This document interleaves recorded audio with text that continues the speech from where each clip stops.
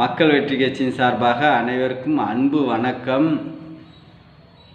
மாண்புமிகு தமிழக முதல்வர் அவர்கள் சட்டசபையிலே 110 விதியின் கீழ் பரந்தூர் விமான நிலையம் நாங்கள் அந்த திட்டத்தை ரத்து செய்கிறோம், அந்த திட்டத்தை நாங்கள் தொடங்க மாட்டோம் என்கின்ற அறிவிப்பு பரந்தூர் மக்களை மிகவும் மகிழ்ச்சி அடைய செய்திருக்கிறது. அவர்கள் கடந்த 3 ஆண்டுகளுக்கு மேலாக போராடியும் திமுக அரசு அவர்களை கண்டுகொள்ளவே இல்லை. மாறாக அந்த திட்டத்தை எப்படியாவது கொண்டு வந்து செயல்படுத்த வேண்டும் என்கின்ற முனைப்போடு அவர்கள் இருந்தார்கள். காரணம், திமுகவினர் உறவினர்கள் அந்த பரந்தூரை சுற்றி நூற்றுக்கணக்கான ஏக்கர்களை வாங்கி குவித்து அவர்கள் ரியல் எஸ்டேட் தொழில் செய்யலாம், வணிக வளாகங்கள் கட்டலாம்,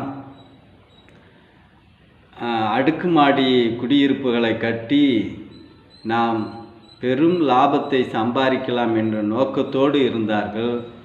இந்த அறிவிப்பு அவர்களின் வாயிலே மண்ணைத்தான் போட்டிருக்கிறது. விவசாயிகளை அழித்து எந்த திட்டங்கள் செய்தாலும் அது நாட்டு மக்களுக்கு எதிரான திட்டங்களாகத்தான் இருக்கும்.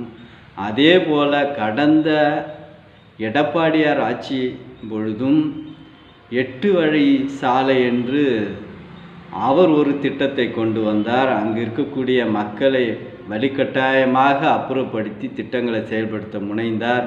அந்த திட்டங்களையும் மக்கள் கடுமையாக எதிர்த்து அதையும் செயல்படுத்த முடியவில்லை. எப்படி விவசாயிகள் கடுமையாக போராடியும் அரசு கண்டுகொள்ளாமல் இருந்தால், இந்த அரசு எப்படி எடப்பாடியார் அரசு எட்டாக்கனியாக போச்சோ அதேமாரி பரந்தூரை தொட்ட திமுக பரலோகத்திற்கு சென்றதோ. இதுதான் ஒரு விவசாய பூர்வகுடி மக்களுக்கு எதிராக செய்யக்கூடிய அரசு நிலைக்காது என்பதுதான் நிதர்சனமான உண்மை.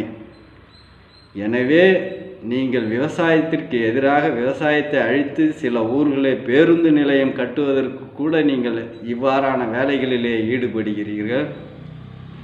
பேருந்து நிலையம் கட்டுவதற்கு முன்பாகவே நீங்கள் விளைநிலைகளெல்லாம் வாங்கி குவித்து கொண்டு அந்த திட்டங்களை தொடங்கினால் நீங்கள் நல்ல லாபத்திற்காக விளைநிலங்களை விற்கலாம் என்கின்ற அடிப்படை ஒரு நியாயமில்லாத வேலைகளை செய்யக்கூடிய இந்த அரசாங்கத்திற்கு, கடந்த அரசாங்கத்திற்கு ஒரு பாடம்.